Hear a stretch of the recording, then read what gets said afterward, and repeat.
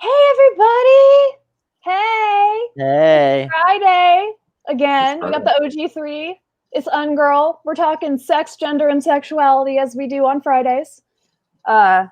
This week, we've had a lot of shenanigans in the sexuality frontier, with Mayor Pete being appointed head farm boy. So Mayor Pete, urban farm boy, is in our near future. We also had, oh gosh, some people got really mad at you, Kennedy, for having an opinion about it, as though you're not also queer. And what was the other thing? Maybe one more thing you're going to talk about. Oh yeah, just gay history. Yeah, I know a lot of our audience is Zoomers, and we are now olds, which is kind of weird. And we remember, like, back in the bad old times before, marriage equality or whatever, and also back when queer culture was really different. Hi there. We love you too. So a lot of great stuff coming up today, especially the end when we're going to go over the gay history stuff. I think people find that really fascinating. But first, let's just talk some shit. You want to talk some shit? Sure, always. Yeah. When do I not want to talk shit and get in trouble? Only when I'm awake. So the first person I want to talk shit about today is Jimmy Dore, famous gamer progressive, who, we are against because he's a gamer and we're against all of them. Yeah, that's fair. I love how we're focusing on him being a gamer. Like that's really integral to his. But really, I do feel like we're talking gamification of our national politics, where it's just like you gotta every life is not you're in front of the console and there's a computer opponent that you have an equal that. By the way, games are not fair. They're rigged for the player to win. You paid $60. Yes. The game lets you win. And it is designed for you to win, in fact, because yes. otherwise it wouldn't be fun. Even the hardest games are still weighted for you to win. Right. Dark Souls, all that stuff is made up. It's for you to win. So the idea that you can just via willpower train your fingers to generate Medicare out of nowhere, 2 months after getting crushed in the votes, is doesn't match reality. Also, let's just be clear, more than one thing can be bad at the same time. And sometimes it's a question of what is the level of bad that we're talking about or things like that. Yeah. AOC is not necessarily doing everything good and doing no bad things. I'm not trying to say that at all. No. Right, well, we should contextualize this. Why did we even mention AOC, right? Jimmy Dore is attacking AOC because... Well, his ask is for AOC to refuse to vote for Nancy Pelosi as Speaker unless they put a Medicare for All vote to the floor, which actually I kind of agree with for a lot of reasons. I know that a lot of people, especially people who have just generally more faith in electoral politics than I do, are of the mind that we should not completely alienate the dinos on the right side of the Democratic Party. I disagree, actually. I think we should force some of these battles, specifically with the intention of losing, so that people can become, a little more disillusioned about these people. Because that's the biggest thing holding these people in power, right? Power is like Tinkerbell. The issue here is not necessarily that Jimmy is wrong on every point. It's that he's a fucking fucknut about everything that he says. Yeah, it's just that he does shit as a person, right? Jimmy Dore can't do this criticism in a way that is even slightly or relatively fair. Right. Well, Dore is not. He's not trying to be fair. I mean, he's trying to build MPP. The entire point of this the entire campaign here. That's a fucking joke. Is to antagonize and just be listen, you guys donate the money to the squad and they're useless because they can't do these things. But MPP will do them for you. All right, let me give the real backstory, though, which is why this shit pisses me off so much, is that Turfy Gabbard came out and authored a very dumb bill. I'm not going to go too deep into the details of it, but it's supposed to protect women in sports, quote unquote, and it's bad. It's turfy nonsense. And like I feel like there's like a very obvious connection between Jimmy Dore gets attacked for defending Tulsi for so long, and then Jimmy comes up with this whole thing about how we all should be attacking AOC right now, and like no one should be thinking about him or Tulsi Gabbard. I think that's a little convenient. Yeah, right. Like, Listen, like the best thing to do when you're getting canceled is to cancel somebody else, right? Like that's like that's what you do, you know? You just jump on some other bandwagon and you just say, yeah, forget about canceling me because actually we should be canceling AOC. yeah. Listen, the thing that I don't think people understand, and you can say all you want about old black boomers, they do understand civics. And I just feel like a lot of people on Twitter don't understand civics at even a cursory level. AOC was being treated with a lot of respect and kid gloves by the establishment, despite being a backbencher in a safe district, because she had beaten like the number 3 guy in their caucus or whatever, and she was a top fundraiser nationally. All these people are old, so they're like, maybe there's something happening here that I don't get. So no one has been trying very hard to alienate AOC from the Pelosi wing of the party. You know, she's getting lectured, obviously, and harassed all the time. But in terms of actual power moves, she had a committee chairmanship that she was unopposed for and was going to get a committee chairmanship. And our old buddy, Henry Keller, who narrowly beat Jessica Cisneros and one of the few, like, pro-life Democrats still kicking around the halls of power, ambushed AOC and said, AOC ran a primary against me and supported my primary opponent, and I don't think that she should, have this committee chairmanship.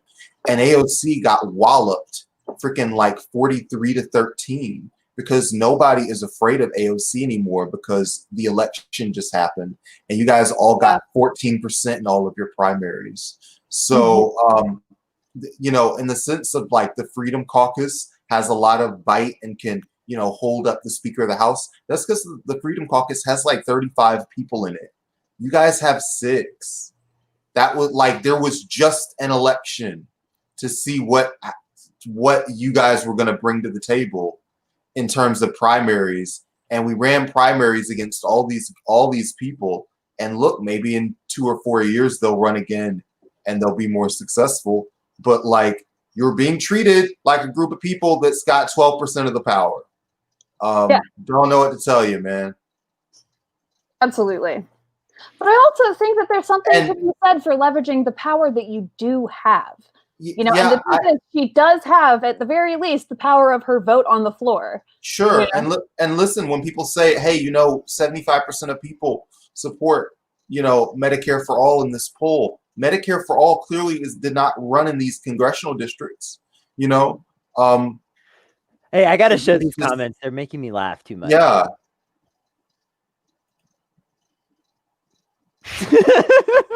Hey, absolutely. Chris, let's go. Chris, you're right on the money. There are. I want to address this a little bit though, because there are legitimate criticisms of DSA. Tons, many. We can make a DSA sucks special starting right now.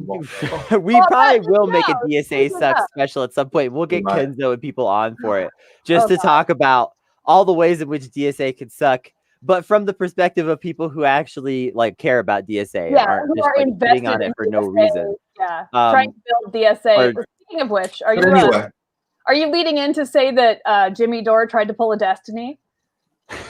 Oh God! And picked a fight with Brooklyn DSA. I mean, apparently that's the new thing. We have really is that the cool thing now? You pick a fight with a regional DSA.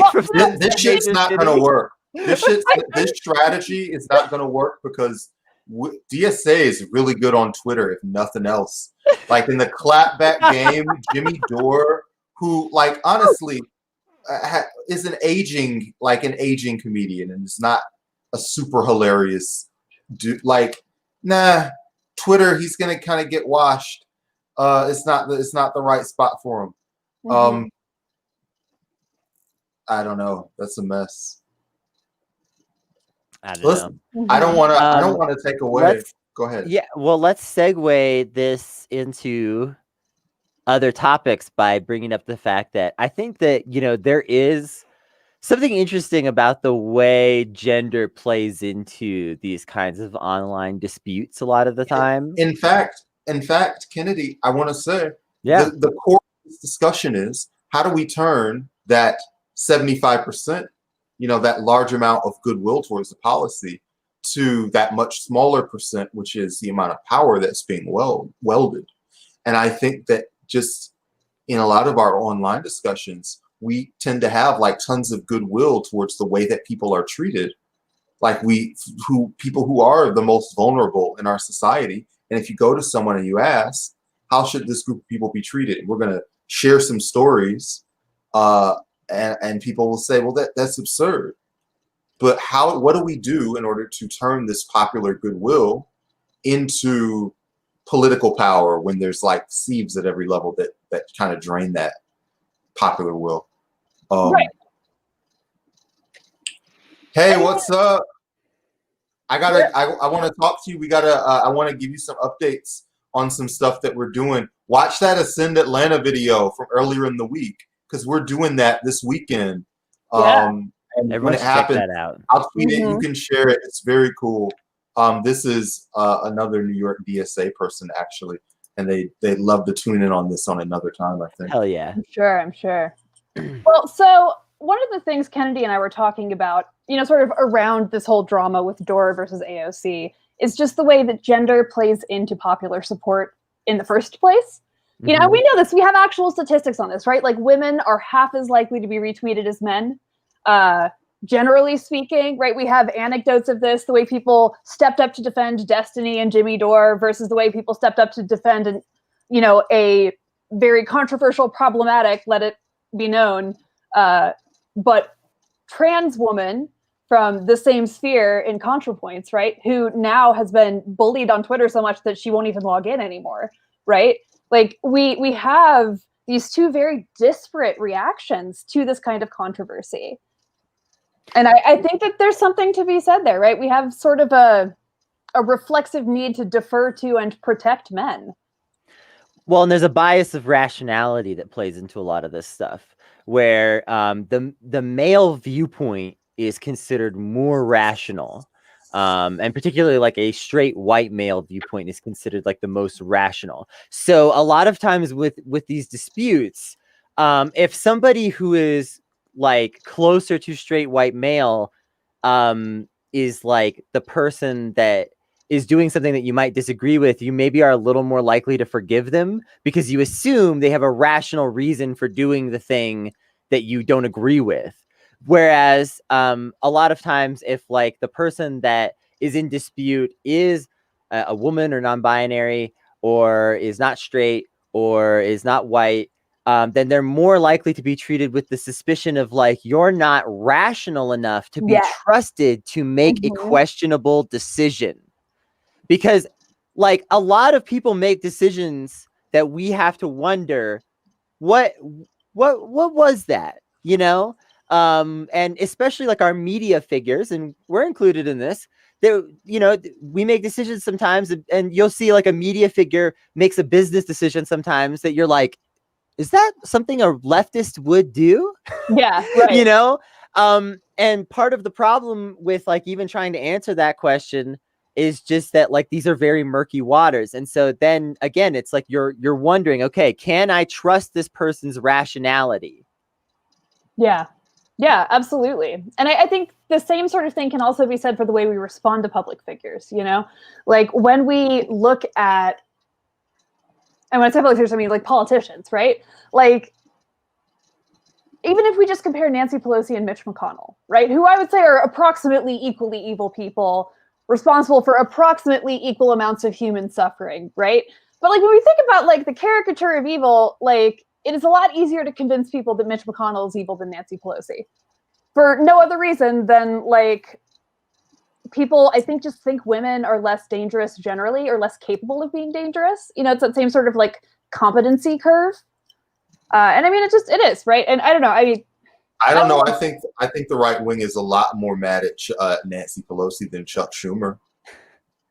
I think, you know, Hillary Clinton, True. Chuck Schumer. True. But I mean, it's still sexism, right? Like, well, I think it's both.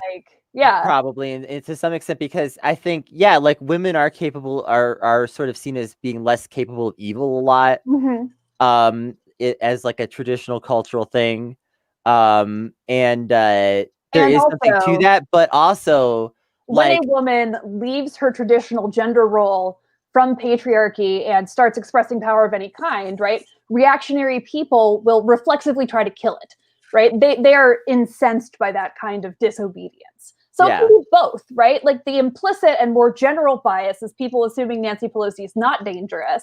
And then the extra layer of vitriol and hatred from the right, from reactionaries, is entirely because she is a powerful woman at all. And like these things are not mutually exclusive, right? Yeah. For sure. And that's the important thing to understand, is that like these are nuanced subjects where like you can be the subject of more than one facet of discrimination or oppression at the same time. Yes. This isn't like a mutually exclusive, like I'm being discriminated in one way right now. And that's all that's going on here. And sometimes like there can even be like, you know, situations, and I could certainly speak to this, you know, just where like, you know, privilege and discrimination intersect. You know, you have some privilege and some discrimination intersecting into like a situation, and like that's also something that can happen, and that's certainly like the case with like someone like Nancy Pelosi sometimes. Obviously she has tons of privilege, doesn't mean that she can't be discriminated against. And I hate Nancy Pelosi. I'm not trying to defend Nancy Pelosi. I want to be really clear, like today, like we're trying to talk about the way people are treated as a whole, and it's not about like defending individuals or necessarily even condemning entirely individuals, because even Jimmy Dore is just like a product of society and hasn't necessarily like given a ton of thought to his misogyny. It's just something that he was taught to do, like most people. Right, absolutely. And I mean, it's the kind of thing that you have to really actively unlearn. So I don't know. I don't want to make it seem like I think any of this is pure or absolute, right? Like we talk about these patterns in the abstract, but at the end of the day, like you have to have context for any of it to be intelligible, right? Like none of it actually means anything until you describe the way it is happening, like in real life to an individual. And in those cases, intersections can create weird outputs. You know, they just can. It's part of it. You know, that was right there in Kimberly Crenshaw's book. You know, that like these things do not act as like opposite forces. These things are forces that act in different directions and can act simultaneously, you know? Yeah. And that's the thing, it's a really big, complicated system. And I think that is a big part of why, in particular, liberals who are big fans of simple things and simple explanations, and even bigger fans of numbers and quanta, are so fixated on having representation in our leadership, right? And I mean, of course, they don't really mean it, because the second Biden won the nomination, all the old white guy stuff was out. No one cared anymore. Like it was immediately abandoned because all of it is superficial. But at least superficially, liberals love the idea of having diverse panels of warlords and criminals. And I hate it. I hate it a lot, because it is itself ignoring the context of the individual person, right? Like I was saying a second ago. And so in that vein, Pete Buttigieg, urban farm boy, has been given a cabinet position over agriculture, which, as far as I know, does he have any like? No, transportation. Transportation. Agriculture would make a little more sense. Okay. Like given his record, things that he has done, and like political history, agriculture would make a little. I'm not saying he's qualified just for either. Because you're from a Midwestern state doesn't mean that you're qualified to be agriculture secretary. There's somebody in New York City that lives in Brooklyn that is qualified to be agriculture for sure. And it's always some old folksy blonde white Democrat from Ohio, Nevada, I'm from the cornfields of Ohio. Cornfield, yeah. Come on now, let's get it together. All I'm trying to say though is that if you were to weigh Pete Buttigieg's accomplishments as a politician, which is not actually an incredibly long list of things, then like he hasn't done much for transportation. He did the tiniest bit for transportation while mayor, the tiniest bit imaginable. He did slightly more for agriculture grants. I want to make this completely clear. Marianne Williamson. This is agriculture qualification. Yeah. Yes. Bring this camera in on me.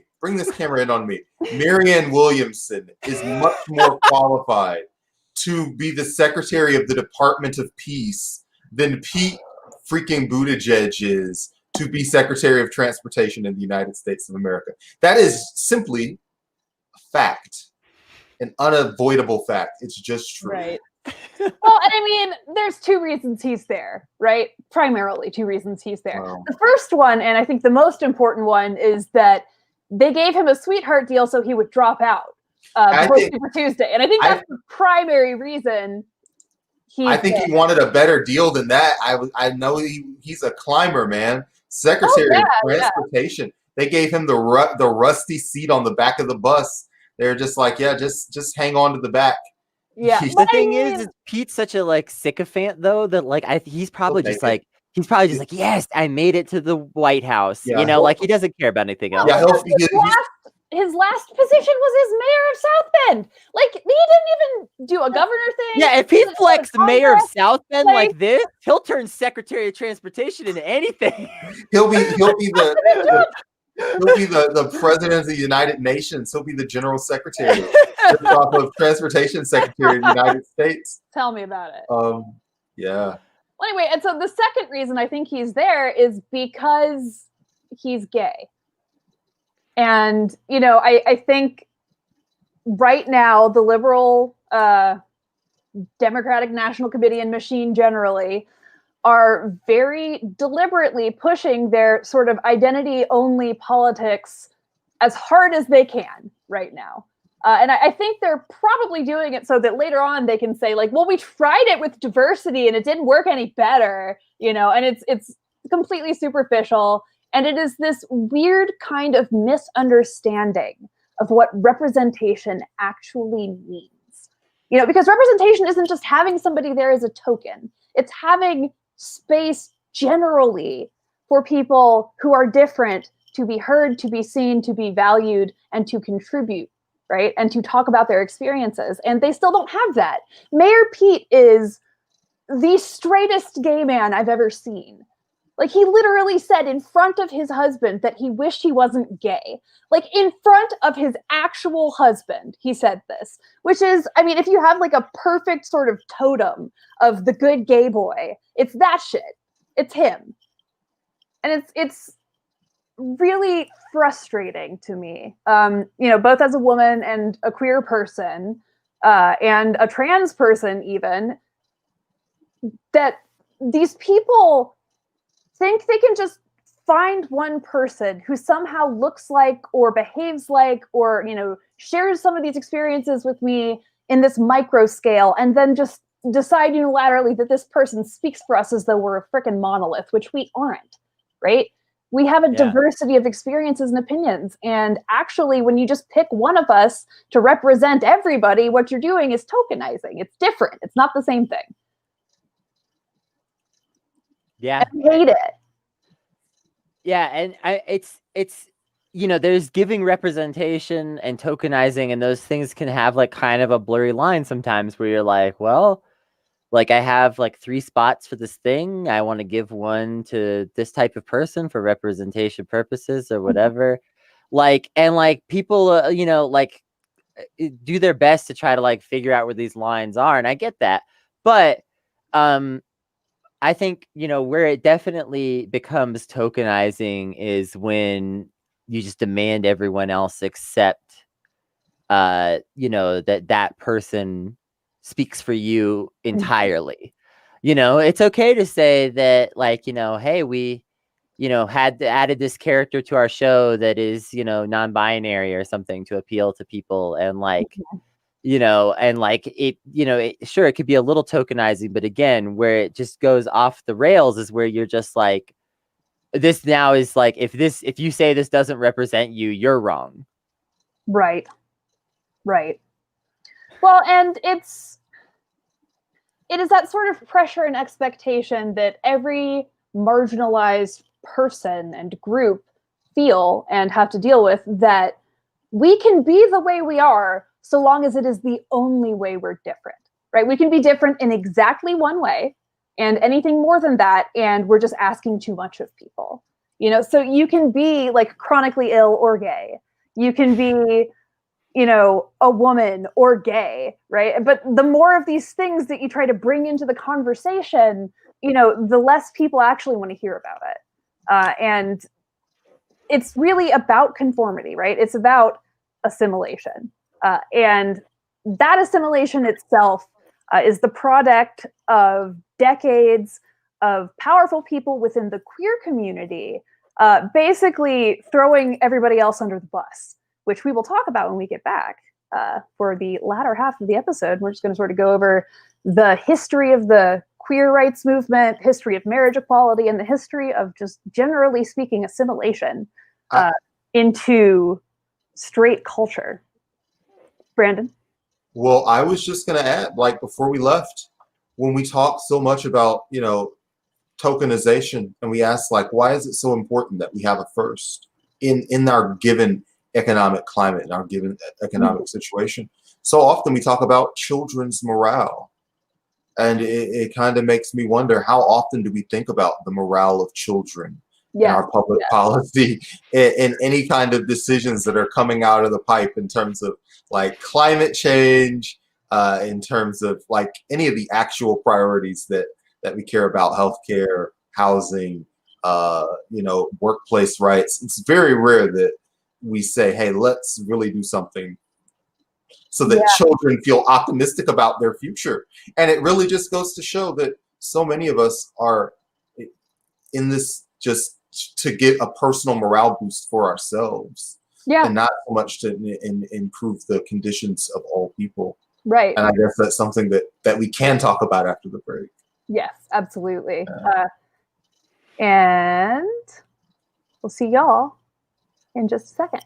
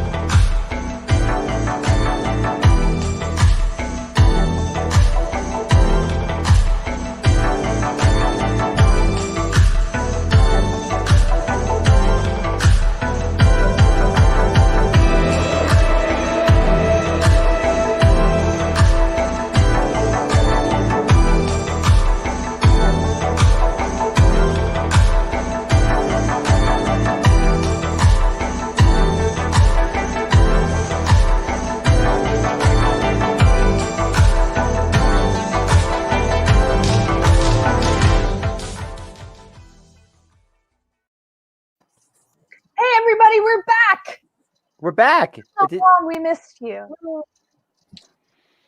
So not that much. It was only a minute, Rachel. 60 seconds. I miss you every second you're away. Aw. I was just thinking about, you know, Pete Buttigieg's story about his sexuality is quintessentially a story of assimilation, not acceptance. Like that is like, absolutely. Like if you look at like the way he talks about it, he talks about like the journey to assimilation, not a journey to acceptance, but a journey to reaching the point where he felt like he could be out and just be quote unquote kind of normie. Yes, exactly. Like, him wanting to be normal, which I think is such a huge part of his entire story as a person, right? I remember somebody said about him, like a personal anecdote when he was still running for president, how when he was a kid, he was like already decided he was going to be president, and he would change things about himself, like which name he went by, so that people would be more comfortable with him or like him more. And I really think he is a person who internalized his own, sexual identity and the homophobia sort of around him in the 90s when we were all growing up, and spent the rest of his life and is continuing to spend the rest of his life desperately trying to prove he's good enough at being like them, and it would be a tragedy if he wasn't also evil, or maybe it is a tragedy. Maybe it's because it turned him evil. I don't know. Right. It's absolutely a tragedy, because here's the thing. I completely understand the feeling of wanting to just feel kind of normal and accepted. But that's the problem, is what you actually need there is acceptance. Like getting that normalcy feeling through assimilation is not good. And that feeling that you aren't quote unquote normal, that's like a bad feeling that society is imposing onto you, and it's discrimination. It's not something that you should be internalizing as something that is somehow like positive in some fashion. Yeah. Like not to say, now I do think that there's a argument. I'm going to be clear. This might be controversial to some people. I don't know. I think there's an argument to be made that some amount of assimilation is required for a successful functioning society. Yeah. I will like take people up on that point. But the question is, where do you draw that line? All of us as individuals assimilate to fit into society just as human beings. Yes, well, and that's the nature of the human condition, right? Like, we want to mirror the behavior of the people around us, as a way of connecting with them. We want to have common ground with our community, and that's good. That's community. It becomes assimilation when, violent force is used to punish people for their differences, right? And so, we see this like with people who say, oh, I don't hate Black people, I hate Black culture, right? That specific brand of racist, I'm sure you've all met, right? Or the people who say, well, I don't mind gay people, but I don't want them to be out in like that. That is the kind of discrimination I'm talking about, right? That is the kind of violence that I'm talking about, where, even though in theory these people say you're equal, or they value you equally, or you're equally valid, they will just as quickly turn on you and hold you to much more rigid standards than everything else. Absolutely everything else. I think also, like, there's assimilation as an act of compromise, and there's assimilation as an act of cultural annihilation. And these things are not entirely the same, where like sometimes a small amount of assimilation is sort of necessary. Like, we could speak to that just as people have formed a media collective. We all kind of like assimilate to the needs of this group a little bit sometimes. That's actually a good point, because literally everything that you see just attached to this brand right now is definitely just like a combination of all of us working on different things. And if you were part of the show, you would be like, oh, the typeface on the top of UNGIRL is Brandon. The actual typeface of the text of UNGIRL is Rachel. The color choice was this. And it goes to the website. Who made the website? Who made the merch? Who made the button that does the thing? Right. Like, it is like just literally like a melting pot of us doing different work. Right. The hosts of the show are not even close to the majority of the people who work on the show. There's a lot of people that work on this show. Right. Which is awesome. It is a testament to the power of collective effort. Right. Yeah. And I agree, like, to an extent, we had to sort of develop common language. We had to agree on using certain platforms, certain ways, and there were certainly agreements about, behavior that we would accept or not accept, and how we would approach conflict and stuff like that. But I don't think that is really assimilation necessarily. Right. I feel like assimilation really is based on the erasure of individuality more than anything else. I'm just trying to say that I think, like, being willing to sacrifice a small amount of individualism at times is just being willing to step aside of your own ego, and it's not like a crazy thing to do.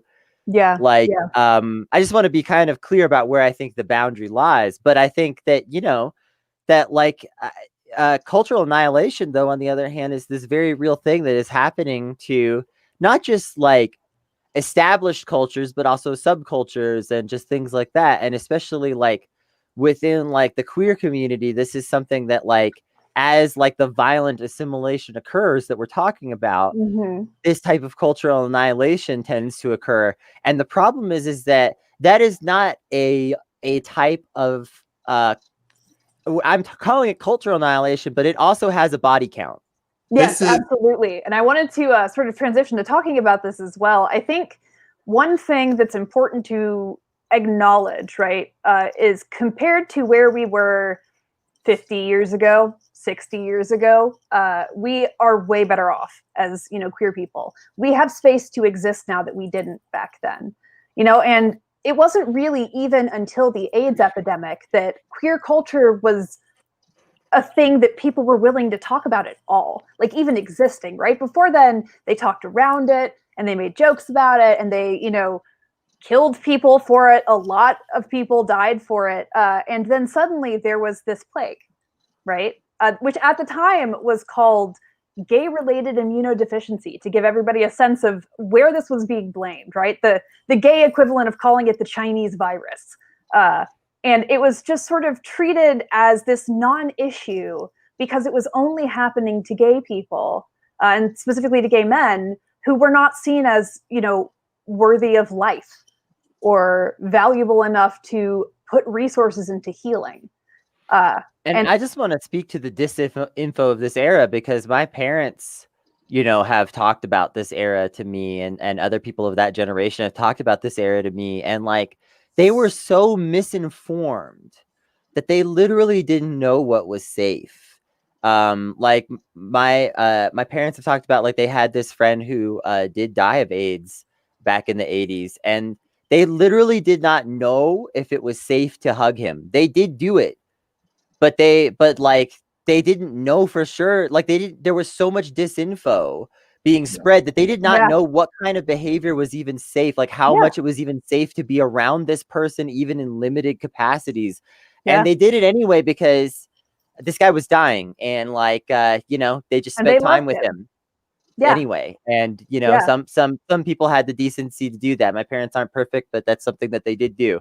But like, people just literally, there was no accurate information to be had.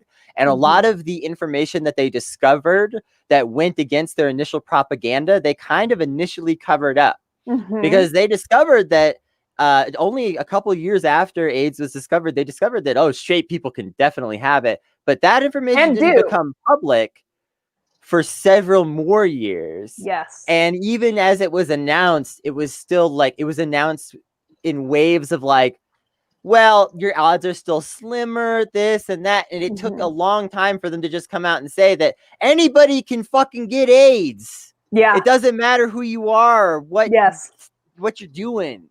Well, and what happened, what changed was other people started getting AIDS, right? That's when it became AIDS instead of GRID. And in particular, famous straight people. Let's be clear. Yes. People, like Freddie Mercury got it, right?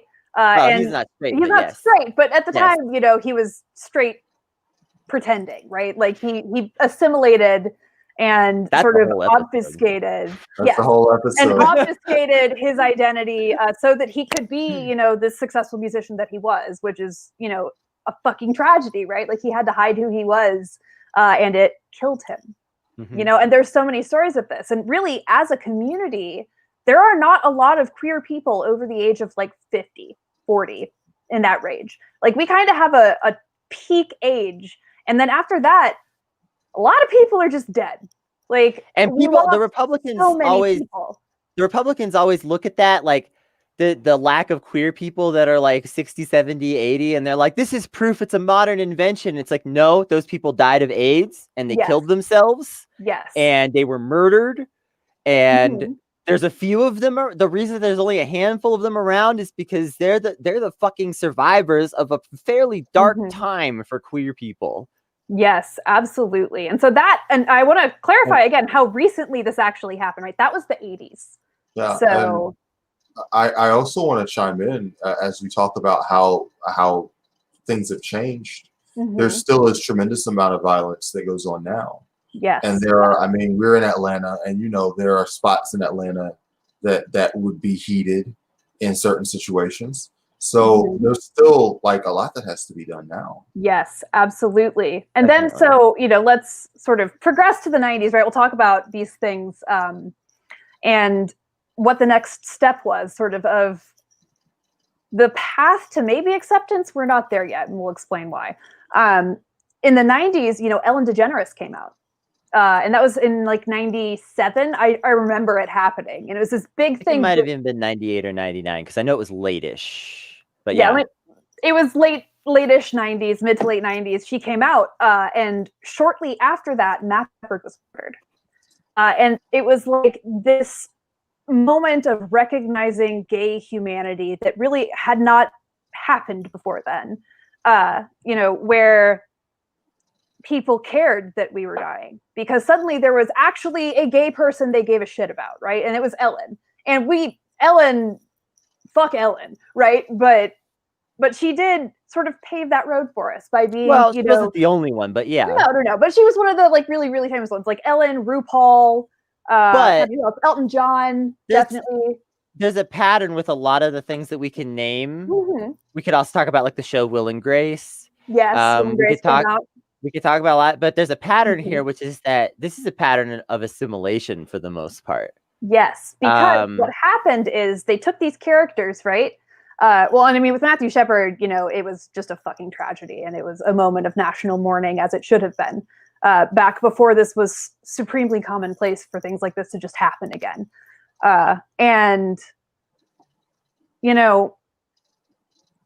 There was this introduction of gay characters to things, but only as like sort of stereotypes of being gay, right? Like Will was a glitter shitting pansy, frankly. Also, he was as gay as possible and very, non-threatening, right? So it's very important that we be non-threatening. Right. That's what we see like that gay culture. We don't see leather culture in media, except as villains, right? Sure.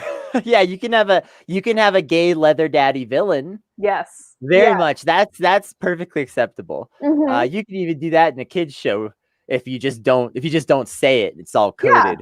Yeah. Will and Grace, like this is literally like this was a big moment in a lot of ways for representation. And I remember watching that show, and I mean, my God, that was like some of the only LGBT education that I was getting in the home at that age, like for real. So thank you to that extent. But like literally, it was like we are going to present the bougiest group of like normative gay people. Yeah, just to show like these, like, look at these gay people just being super normal and living upper middle class, like New York sitcom lifestyle. Basically, a similar thing happened with like the Cosby Show, Fresh Prince of Bel-Air, right? God damn it! Did I just beat you to it? Hell yes! Again. I was about to say, listen, we had this similar thing with the Cosby Show, and the whole thing was that Bill Cosby just insisted that the family be treated as extremely normal, and you can say that like, hey, that was normative, but also for a lot of people that was also aspirational. Because they wanted to have this stuff that they had seen on TV their whole lives. Sure. Well, and I think there's sort of a duality to it, right? Because on the one hand, it actually really did serve the purpose to make people less scared of us, or to make people less afraid of Black people, right? Like we had this shift where we could be presented as people who you could like or love, who you could live with, who are like allowed to exist. But, it was at the expense of only being presented in our most normalized states, in our most normative states, where so long as we were performing these actions of respectability, then we were allowed to be different in sort of a, oh, haha, they're quirky kind of way. I want to talk about Queer Eye. Original Queer Eye, actually pretty woke. And here's why. I would give credit to that show in particular as like, this is better representation than some of your other options, is because it was explicitly a show about shutting the fuck up and listening to a queer viewpoint. That's the theme of the show. That's the literal theme of the show, is that you invite some queer people to your house and you normally do this, and you're probably like a scared straight person that has never had like 5 queer people around them before at the same time. And you're just sitting there like, I'm gonna shut up and listen to these 5 queer people. That's better representation. I'm not saying it's perfect. I'm not saying it's perfect, but right. Well, and so I mean that is the good side of it. Right? I think it's time for Queer Eye for the Congress guy. That's sorry, we're gonna have to change the name. It's not safe for wonks. It is now Queer Eye for Congress, guys. That is the new name. We do have Gay New Congress still as a copyrighted name. So that's wonderful. We also have Gay Space Communism. We really lean into the gay here, folks. There's a reason for that, right? Because we, queer culture is weird. We're weird. Like there is a unique culture to queer culture. And it is a beautiful, wonderful tapestry of like types of sense of humor, of like morals and values and ethics and approaches to the way we interact with each other, right? And it's actually a very wonderful and diverse place for the most part, that is almost entirely shut out of representation in real life. It's very cool on shows like Star Trek Discovery, right? Where they have a non-binary kid who's kind of weird, right? Like they actually let the weird happen. And that's actually really appreciated, because queer people are not just queer and white and wealthy and married, which is the next place I wanted to take us. Actually, was the next big event was the marriage equality movement, and this was happening in the late '90s and in the mid '80s and late '80s before it actually was put down by the courts, which is a massive victory, right? Kind of for some people. And so, at the time with the marriage equality movement, it was really about people wanting to have access to infrastructure more than anything else. Institutional power of a marriage, which, at the time afforded all kinds of special privileges. There were a lot of hospitals where you couldn't sit with somebody unless you were their spouse. There, were ways you weren't allowed to put somebody on your health insurance unless they were your spouse legally. You weren't really allowed to adopt children if you were gay, and that's still a thing that happens. There's still there's still a lot of stuff going on there, but like at the time, you can't even donate blood. I just want to talk about this. That's still true. You still can't. They keep rolling out partial fixes for the blood donation thing, and they won't just get rid of it. I'm infuriated to think about this. Well, especially because like when you start talking about queer culture, we tend to be pretty compulsive actually about sexual health stuff. Like we get tested way more often than straight people do, especially when you start talking about like ethically non-monogamous people who are getting tested like constantly because we don't want to give, a bunch of different people, HIV or whatever. And I mean, that's a whole separate thing, but we could yell about that for an entire episode as well. We probably eventually will, but specifically I want to talk about marriage equality and sort of stick where we are in history for a little bit longer. It was this sort of leaning into respectability. I love this. I love you, Chris. Thank you. Gay blood does work on vampire rules. Chris, Yes. If a gay bites you, in fact, you will become a gay. Now, I don't know if it's more vampire or werewolf, but it is true. Maybe it's like a third category in addition to vampire and werewolf, where if we bite you, you turn gay. Chris, you're gonna post your way onto this show, Chris. You keep it up. Brandon, can I bite you? Can we test this experiment? Can I try to give you the gay? It depends. We'll talk off the air. So anyway, right? So we ended up winning this massive victory, which was amazing. Back in simpler times when the things we were arguing about with fundamentalists were like evolution and gay people instead of whether we should literally nuke ourselves to own the libs, which is where we're at now. This has a lot of crossover with X-Men. Yes. I just feel like you guys are just talking about the history of Xavier and Magneto over the years. I don't think it's a coincidence. I'm going to say it that Professor X is a lib. Is a lib. He's definitely a lib. Now, I'm not saying that Magneto is perfect. Maybe he's a little too Stalin-esque. Yeah. Just a little. But Prof X, lib. Yeah, for sure. Big time lib. Magneto is a fucking comrade. Maybe a bit of a tanky comrade, but a comrade. No, I mean I think that's actually a lot of a tanky comrade. Yeah, but I actually think it's a good metaphor, truth be told. Because, not about tankies or whatever, but sort of about this idea that like one of them said, no, we shouldn't have to assimilate, and was immediately cast as the villain, right? And I think on the one hand, marriage equality was a massive win in as much as it allowed gay people to have access to services that should never have been tied to marriage in the first place, but were. And on the other hand, it really reaffirmed this institution of the nuclear family and of a two-person marriage and of like pair bonding forever, which is like not the only way to exist, actually. Like, hi, hello, I'm polyamorous. I have not been in a monogamous relationship in 10 years. I only really get to talk about like one relationship ever. Right? I can talk about the guy I live with, right? But if I start talking about, my boyfriend in addition to my spouse, people get weird. Also, oh my gosh, we have Jamie. Hey. What are you even doing? You know what? No, I appreciate it. We love it. We love to see you even when you're having kind of a rough day. I know, folks, we promised Jamie, she said she was feeling under the weather today. We weren't actually expecting her to come, but we're so glad you're here. Yeah. Oh, well, thank you. I'll see what I can do. Well, so we were kind of talking queer history at this point. We were talking about how marriage equality, while simultaneously a massive victory, was also kind of a massive barrier to everybody else.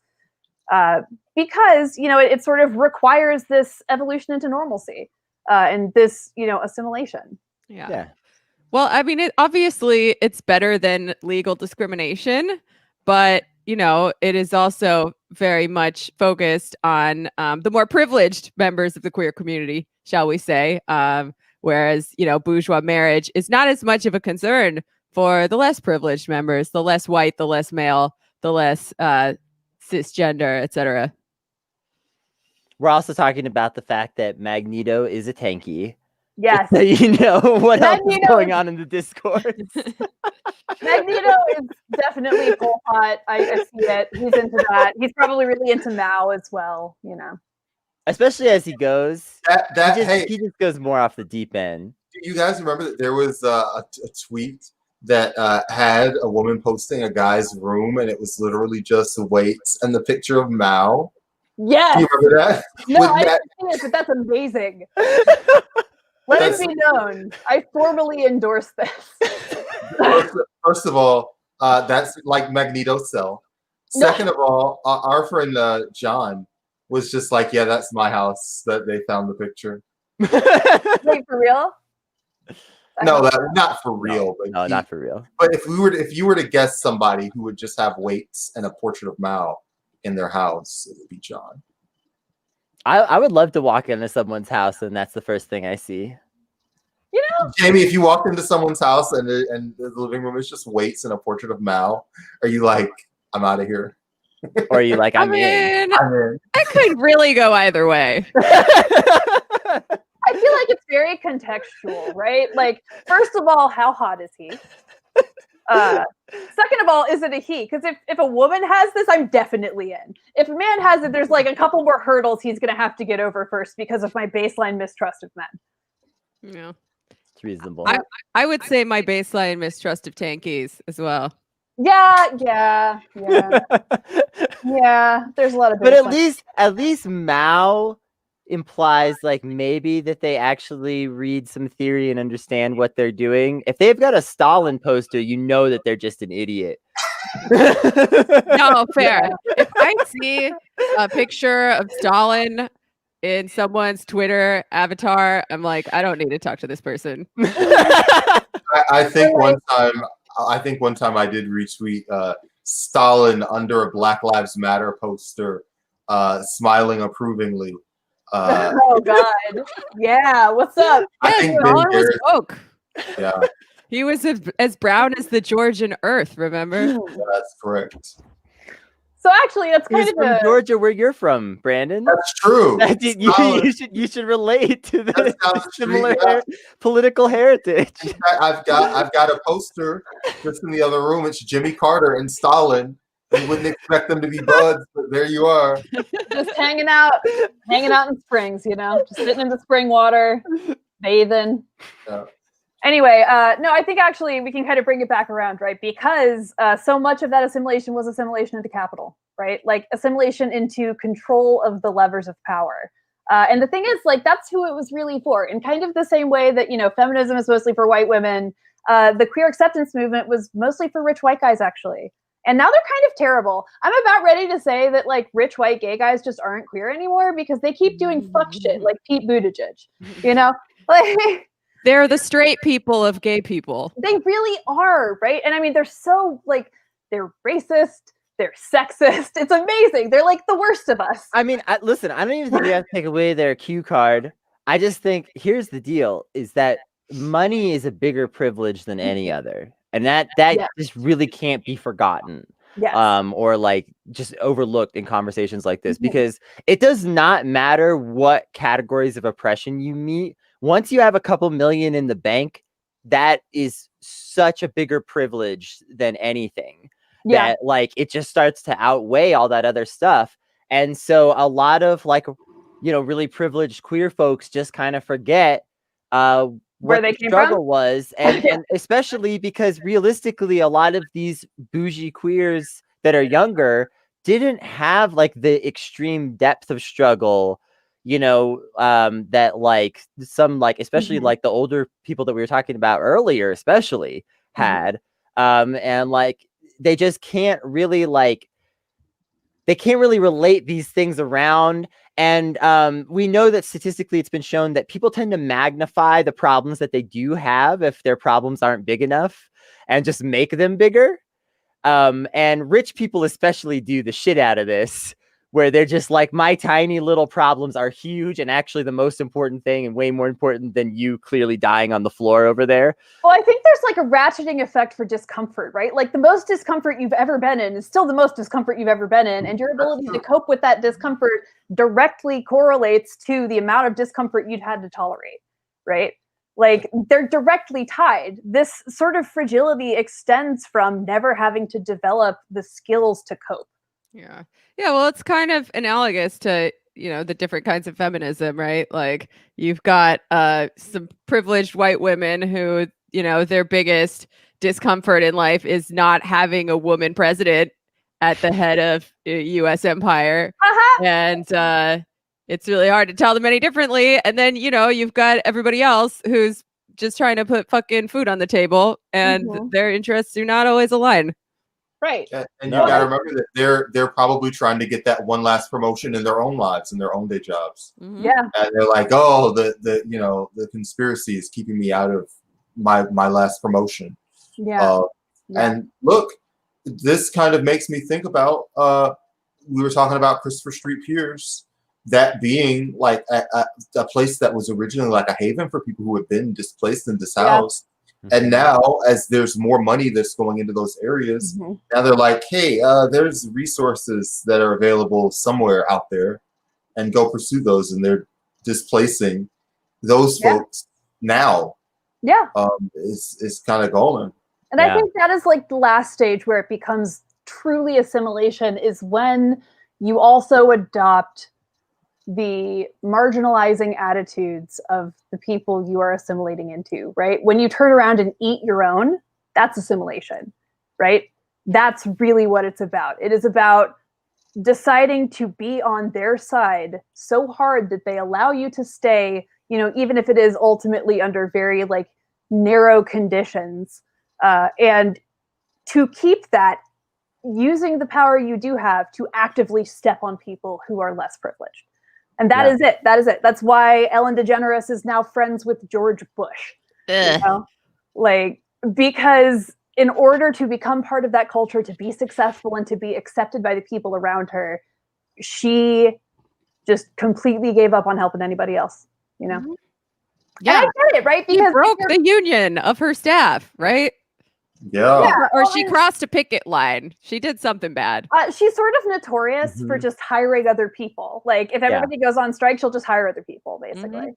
And I mean, that's the kind of power you have after a certain point, right? Like, there is a point where actually you do become disposable to these people. And any amount of inconvenience you cause them is an existential threat to yourself.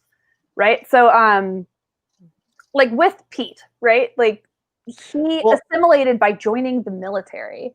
I mean, he's clearly assimilated in as much as he hates himself, right? We talked about this earlier in the episode where he said in front of his husband that he would not be gay if he could help it.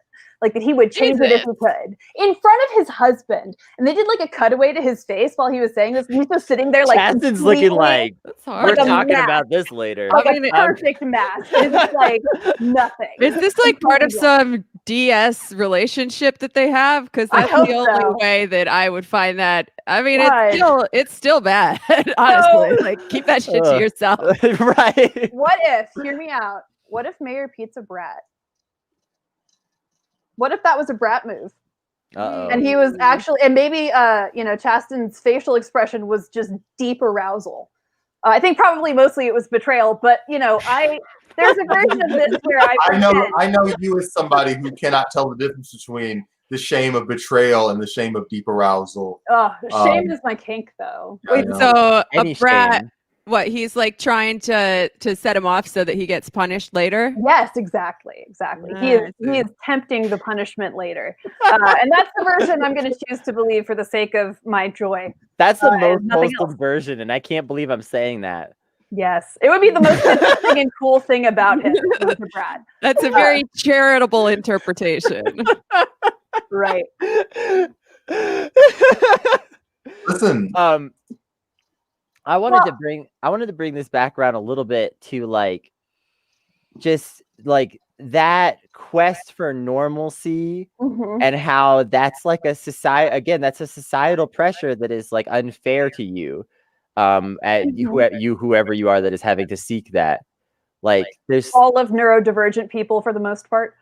Yeah, like there's just like the Pete thing is so egregious, like we said before, because it's just this example of just someone just internalizing that feeling that their quote unquote non-normalcy is real.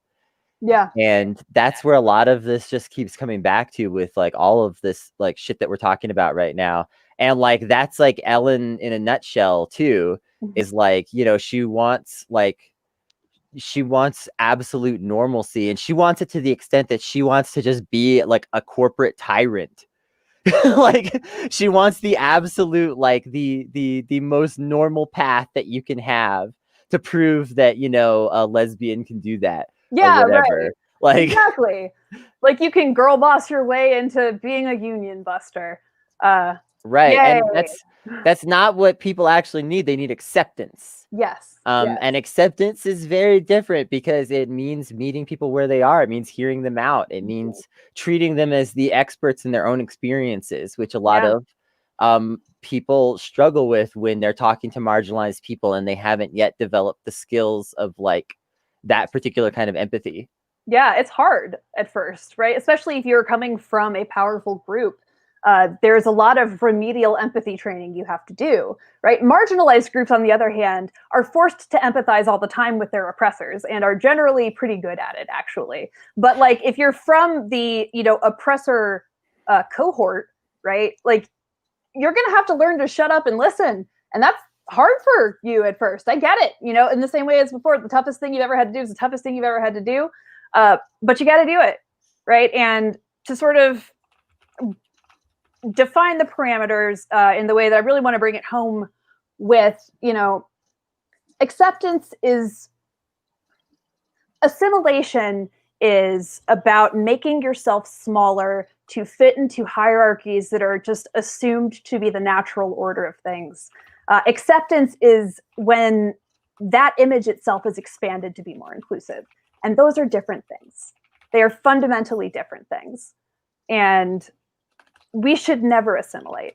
If I can call, our audience to action on this, like, don't refuse, because the order of things right now is terrible, right? Like, people are dying and suffering and freezing, and there is so much human misery right now because of the order of things. And, frankly, fuck their culture. It's broken. Never concede your identity and your experience and your empathy to people who are never going to love you back. Yeah. And like, what are you assimilating into? Like, I think it was Valerie Solanas, problematic fave, critical for Valerie Solanas, who said, maybe in the Scum Manifesto, that radical feminists, we don't just want to co-manage the shit pile. And I thought that was a really evocative phrase that has stuck with me ever since. You know, we don't just want to be co-managing the shit pile. We don't just want to be administering empire and austerity and having a seat at a table full of horrible ghouls, right? Like, we want to tear the whole thing down. We don't want a piece of the pie. We want the whole damn bakery, you know? Yes, absolutely. And I think that is the most important thing marginalized people can use about our experiences, is the ability to translate and say, like, okay, I don't understand your specific experience of marginalization, but I understand marginalization as such, you know, and using that with each other to connect with each other and build power as actual true equals, you know, really creating space for each other mutually. Right. And I mean, that's going to take a lot of putting ourselves at risk and putting our guards down and being willing to get hurt again and getting hurt and forgiving people for hurting us. Right. It's going to be hard because, you know, up until recently, none of us had representation at all. But right now, you know, we're at this point where these kinds of representation are starting to be taken as a given. Right. And it gives us this incredible opportunity to do something with these new powers that we have developed. Yeah, listen, I just wanted to add, you know, the alternative is a situation where, you know, you get a couple people into that room and they're in the room and Joe Biden tells the activists that they ain't shit. And the people who you spent 30 years trying to get into that room, they don't say anything, which functionally is really no difference. The power, you've got to trust me. There are so many levers of power that you've got to. It can't be one person in there. Yeah, because they're just functionally, power doesn't work that way, regardless of how you think about, you know, organizing. There are just too many centers of power, even in small decisions that get made. So you've got to make sure that you have a lot of human beings in that room that support you, because when you entrust a single person with power, they quietly get massacred in these committee assignment votes in the middle of the afternoon, and nobody on the internet knows about it because they're too busy shit posting about like political content that they want like a month from now. There's gotta be, and unfortunately, you know, a lot of shitty stuff came out of the Black Boomer generation, but they were all really good at civics. And if you talk to old folks that are active in politics, they do understand like who and what the levers are. And one of the reasons why it's so hard to get people, you know, on board for change at that age demographic is because they've spent their whole lives learning the levers of how it's been in the past, and they feel like they're giving something up by doing something more equitable. Well, because there's no way to do all of that without investing in the system itself. Yeah, you know, and that's actually a function of cognitive dissonance. This is a cool psych study. You know, I love sharing these. They had people do this task where they were just moving pegs on a board. It was designed to be incredibly boring. It was intended to be boring. And some of the people, they gave money for it, or said they would give money for it. And some people, they didn't offer the money for it. And the people who were getting the money for it actually expressed generally more positive feelings about the process, right? Wow. They had more fun just because they were getting some money out of it, to the point where they liked it more. Like, even though it was this intentionally boring task, they said they had more fun. Yeah. And that is what happens, right? When you do a task, when you invest in something a little bit, you start to believe it. And that is the danger of assimilation. Well, and it's often how they hook you, right? Because like we know that statistically, for instance, like trans and non-binary people, we tend to have a household income of like under $25,000 a year.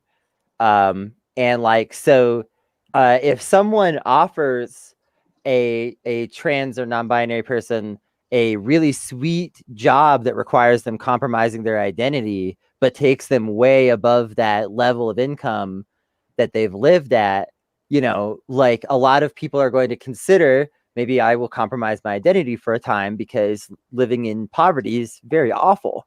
And that's like exactly like that's like the psychology that you're describing. It's like people will, when that kind of incentive is on the table, people will start to justify all kinds of things to themselves, including like the sort of slow erasure and dissolution of their own identity. Yeah. May I add something here, which is most people statistically are not going to be given the choice to assimilate ever. Yeah. They're not, like when you talk about marginalized people, everybody's not going to have whatever small, minute crossover the establishment wants, whether it's high test scores at a university or whether it's them being light-skinned or very tall or whatever the individual thing that's needed, you know, whatever it is. So when we're forming our political interests and when we choose like who to listen to, you're going to find a lot of people who have that money and have maybe more of a platform. And if you're a person that's really thinking about not just the political viewpoints you should take, but the places that you should make those arguments from, and the justifications that are given. If you find two people that agree on the policy, but they are coming from two different places of justification, that means that they're thinking of what their next move is going to be after that particular fight is over. Yeah. And really think about what, and unfortunately the left tends to do this too much sometimes, but think about what situation you're going to be after this current campaign is over as well.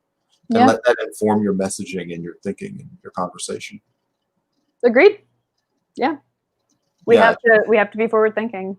Yeah, just remember everybody's not going to pass whatever that Right. is. So think about Well, and in fact, realistically, no one can pass enough to meet like some standards if you are like, I mean, just like I can speak to my own experiences here of just being fired from a couple of jobs for being way too queer, even when I thought I was being really straight passing.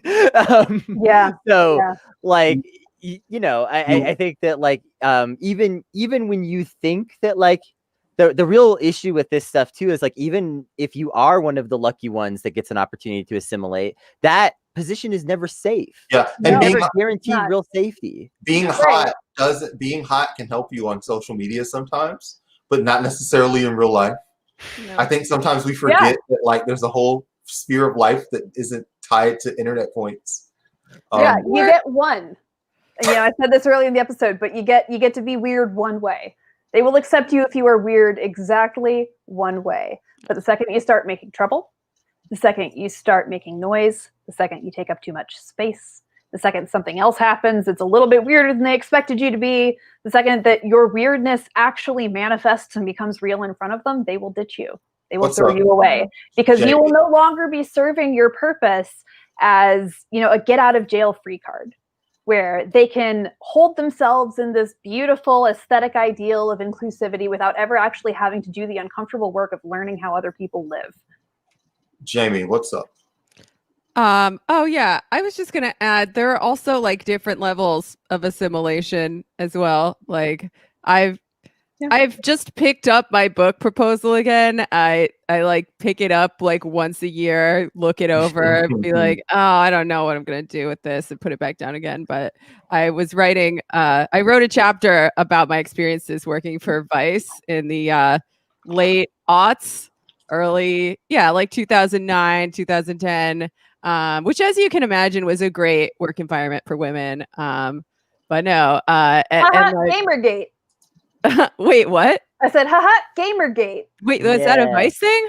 No, it wasn't a Vice thing, but it was just like, of the time. The spirit of the that time. was like when those things were really like. The spirit of the time at that time was that women should not be journalists. Yeah, well, the internet was even meaner to women back then.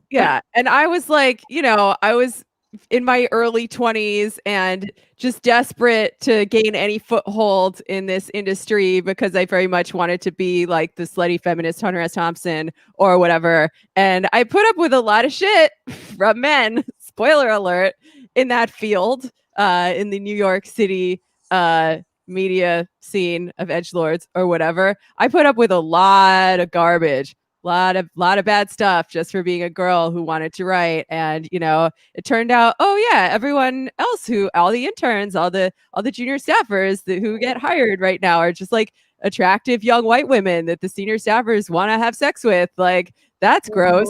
But then thinking about it, like, that sucks. But I'm also thinking about like all the people who never even got a chance to be exploited in that way, which is fucked up in a different way. And I'm just so glad that they have a union now at that particular media company. I mean, they didn't even have a fucking HR department at this point in time. It's insane.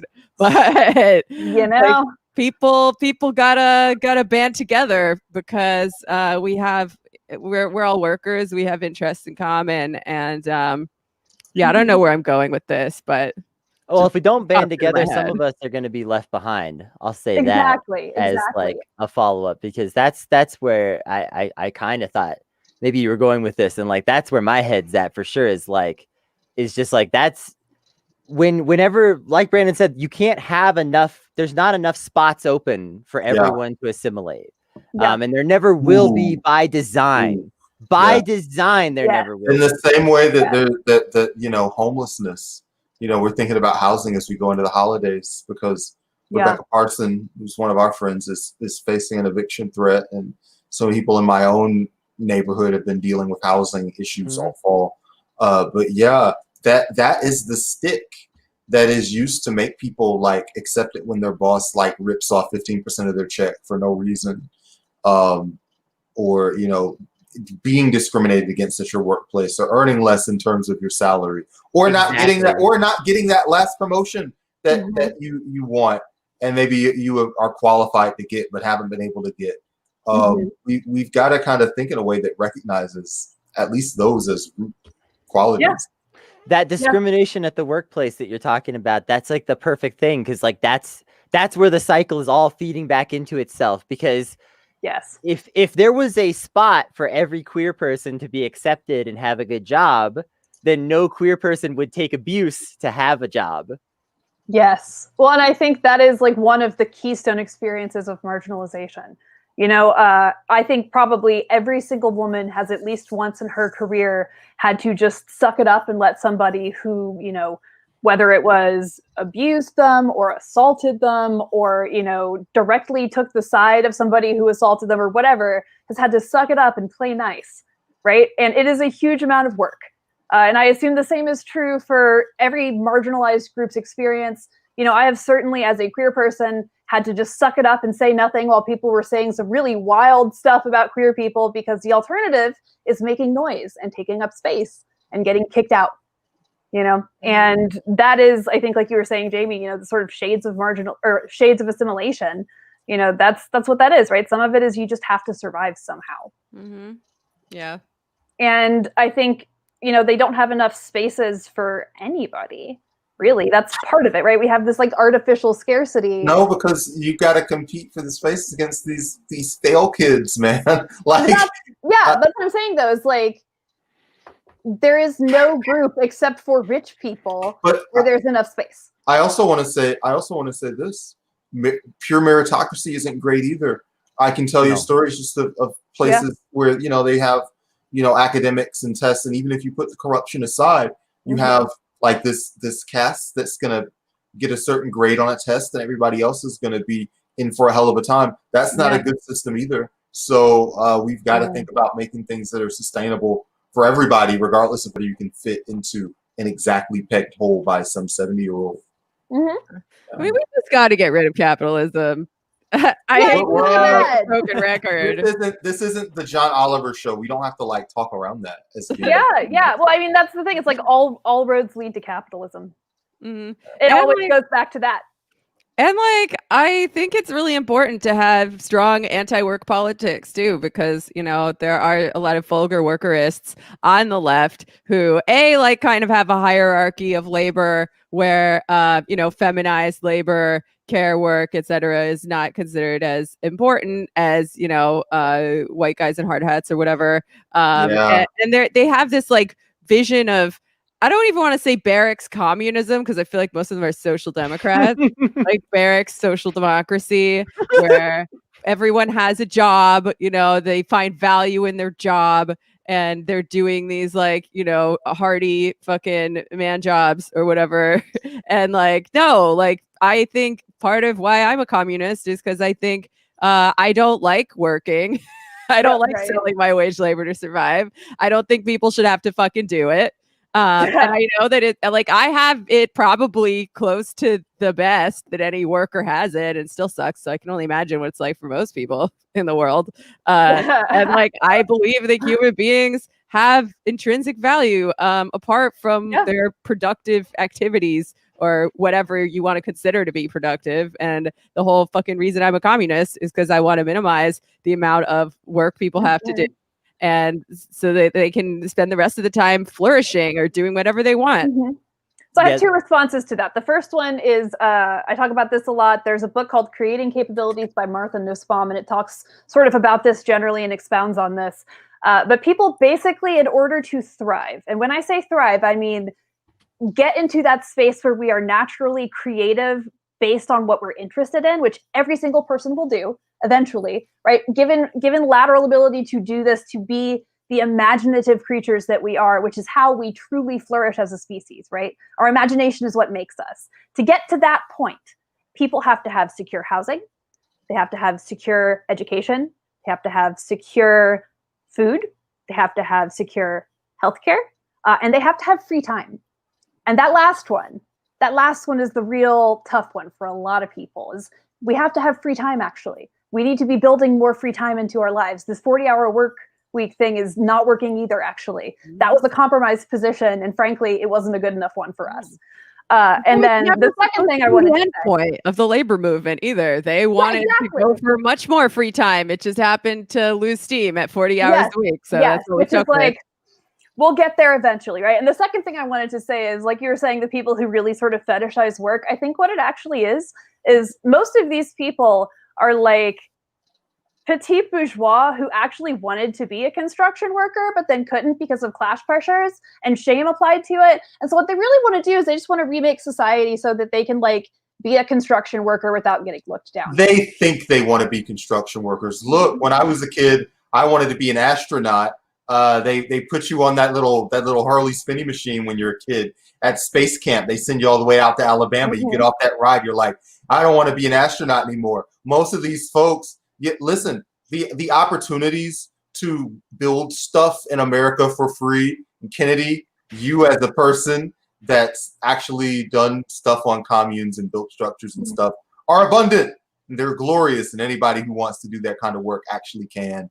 I don't believe, they're frustrated construction workers. They have. If you want to live that life, you can. Yeah, I've done it. It's okay. There's ups and downs to like being an anarchist squatter, building your own shit and living in communes. Yeah. I'm not gonna like say that no one should ever do it, but I don't see these people on Twitter that are obsessed with calling like school teachers fascists, but like a dude in a brand new Ford F-150 is like the proletariat. Yeah, I don't see those people doing it. The problem is that all those people with like their shitty jobs have never gotten them any kind of respect from people, and they have like this ideal of masculinity that they think that if they were able to fit into that world that they would have more respect. What the problem is, as somebody to listen, those people who are working with their hands, they're not getting some extra measure of respect in America, and you can know that by instead of fetishizing people who work with their hands, go talk to them. Right.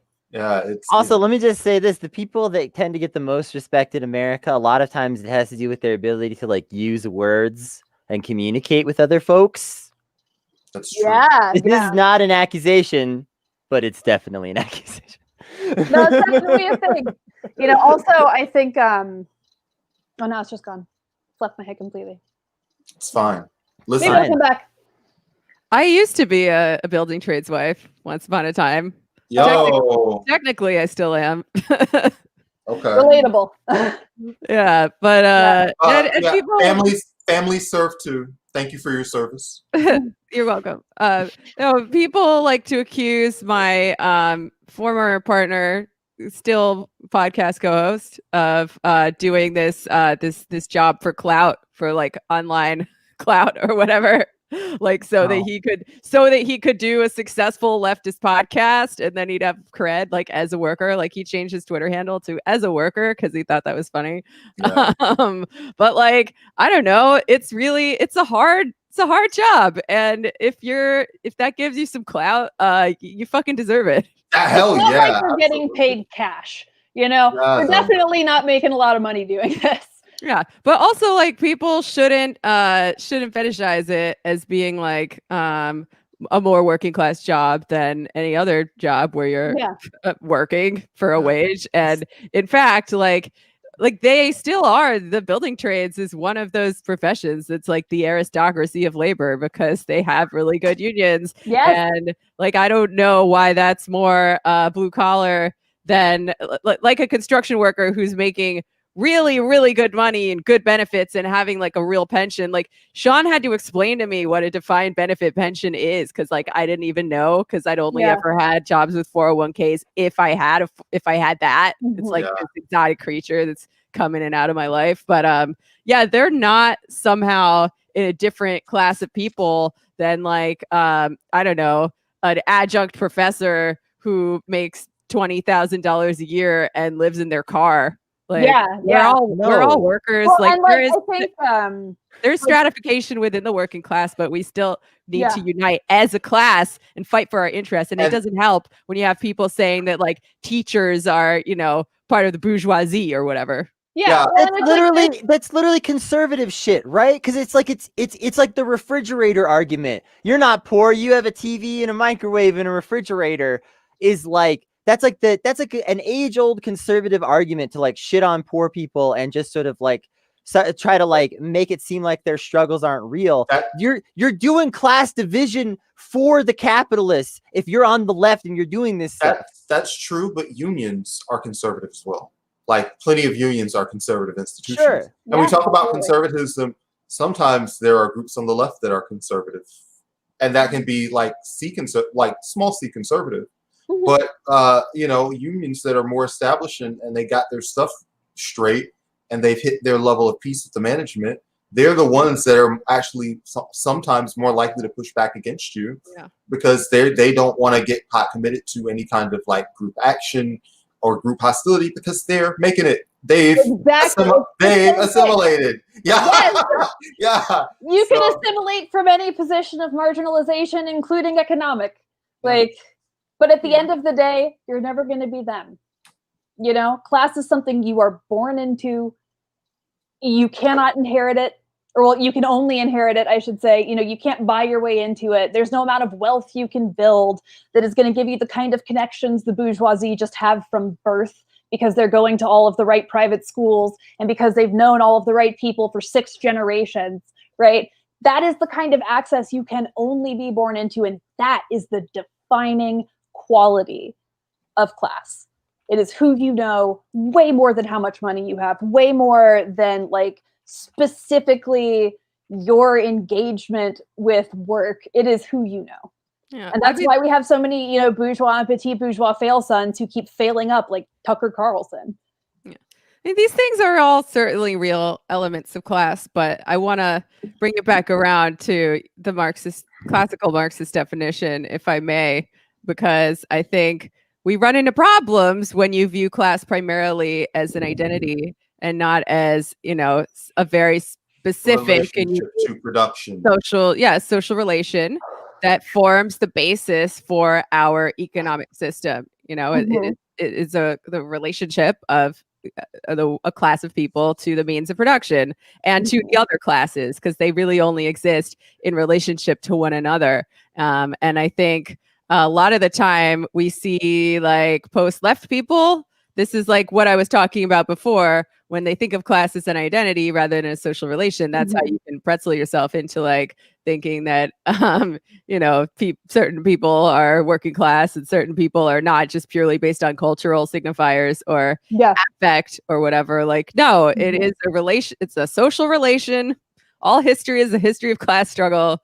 Like, I don't think it accounts for absolutely everything, right? But I do think vulgar Marxism explains about 90% of the world, as a historian once said, I don't remember who said that. Right. And I think what you said and what I said are very compatible, actually, because the social capital of it matters, and like you can become extremely wealthy, or you can be like Jeff Bezos and just become the richest man in human history, and you will have bought your way up to that tier.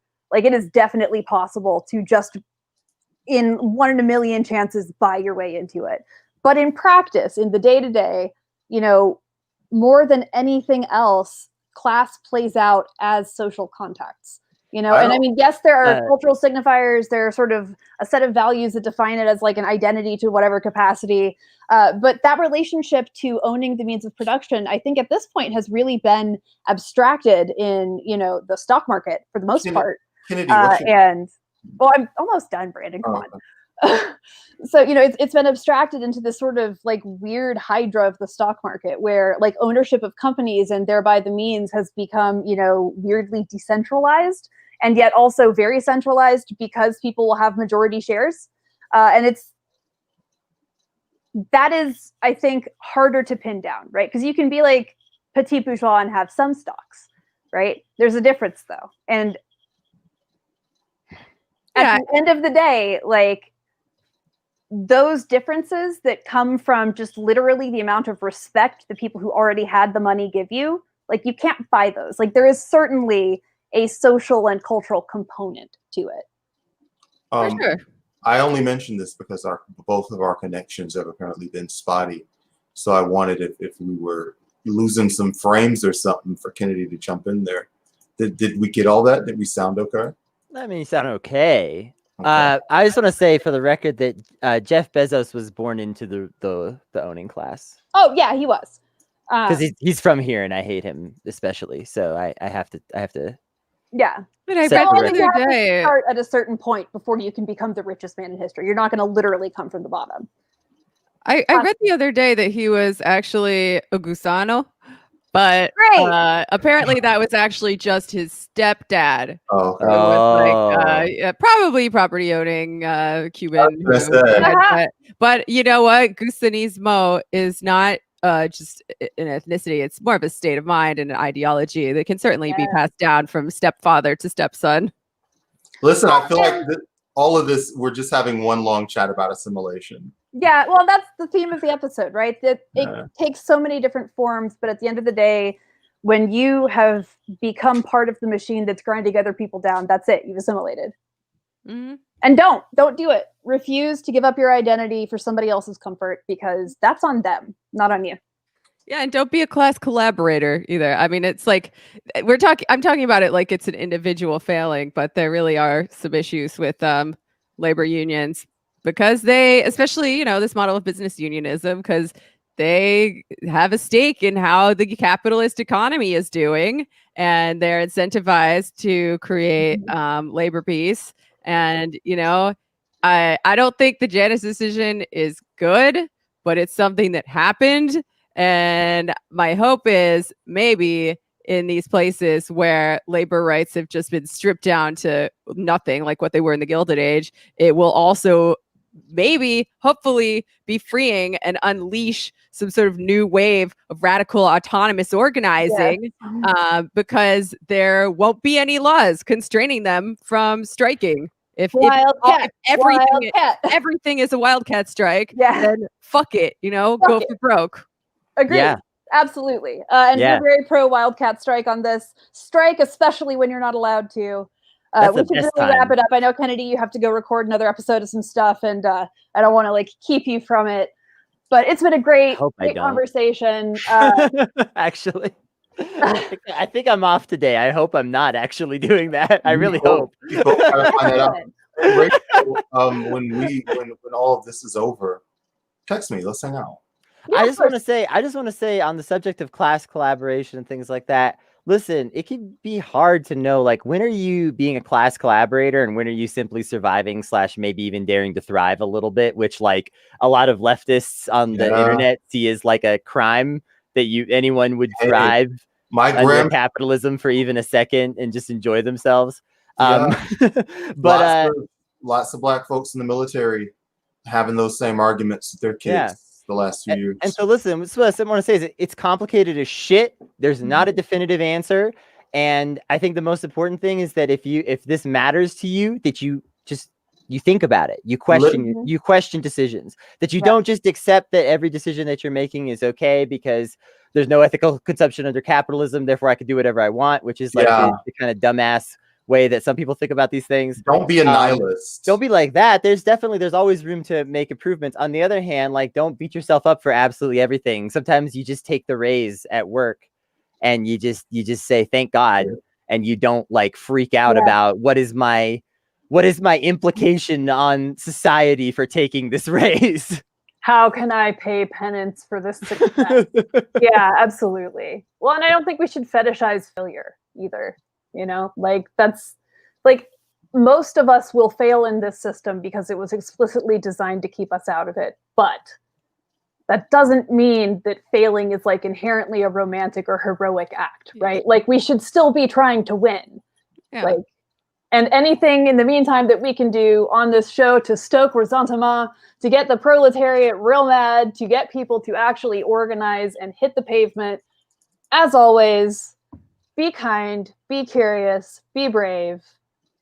Start a labor union, start a tenants union, do direct action, do mutual aid, show up in your community, fix a problem, build something with it, you know, because otherwise none of this means anything. Yeah. Nothing you do or don't do as an individual matters that much politically. Yep. Workers got to work together. Yep. That's the only way that we gain power as a class. But good news. The good news is that there's more of us than there are of them, and we have a whole world to win. Yes, absolutely. The most important individual political decision you can make is the decision to collectivize. Actually, that's the second most. The first most is to go to patreon.com/notsafe and give us some money. Give us some money so that we can continue entertaining the masses and stoking ressentiment. Jamie, do you have anything you want to plug? Listen to my podcast. It's called The Antifada. It's a communist podcast. You'll love it. Patreon.com/The Antifada. We have a very fun episode out this week with Terrence Ray from Trillbilly Workers Party about Hillbilly Elegy by J.D. Vance. And we use that as a jumping off point, that terrible movie that they made out of the book, to talk about the political economy of rural America, the opioid epidemic, the way that poor whites get treated by the media and liberal establishment, etc. It's a good ep. I'm proud of it. Also, we've been doing a Twitch stream every Wednesday evening at 7 at twitch.tv/The Antifada. Also on Fridays now and other times throughout the week we pop up. We're in soft launch mode right now, but definitely check it out Wednesday evenings at 7 and be nice because we're trying to figure it out still. Mm-hmm. Yeah, we got to start hosting you guys and all other stuff. They'll be bigger than us on Twitch by like the end of the week. It's fine. Yeah, you know. You got to show me how to use this this app that we're using right now because we've been having. Oh, we'll show it.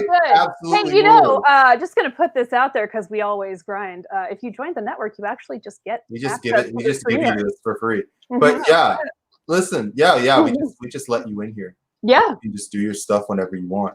But yeah, but listen, StreamYard.com is the little control panel here that we run, and it's very nice. Yes. It's very, and it also requires us not needing to know how to use OBS because we're not know anything. Yeah. Does it let you share your screens with each other? Because that was one thing we could not figure out the other day. We were sharing our screens in some, I don't know, some website that Sean found. Now I'm hearing myself echoing in my head, but we couldn't hear the sound from it, and it was super annoying. We're sharing. Oh, look at that! And I'm gonna get even weirder with it. Let's pull up. Let's see this Chrome tab. All right. What are we just talking about? We're just talking about stream. Oh my god! We've gone into infinity, but if you see down here, it's this really convenient little button, and you can just like push it, and it's really easy. Sounds good. We'll text you about it later. Yeah. All right. DM you, whatever. I know this is like everybody's favorite thing to watch is people talking about specifically the technical. We like, always stuff talk we do about the behind scenes. technical stuff, though. I know, There's if you're a sickos fan- out there. If you're a fan of our show and you don't want to hear people talk about how they technically make a show, then I don't know You're on the wrong I don't know place. how you've been sticking it out with us, because we cannot ever stop talking about that stuff. There Okay, are bye. definitely sickos Okay, who get bye. off on watching us. That is fumble. true. That is true.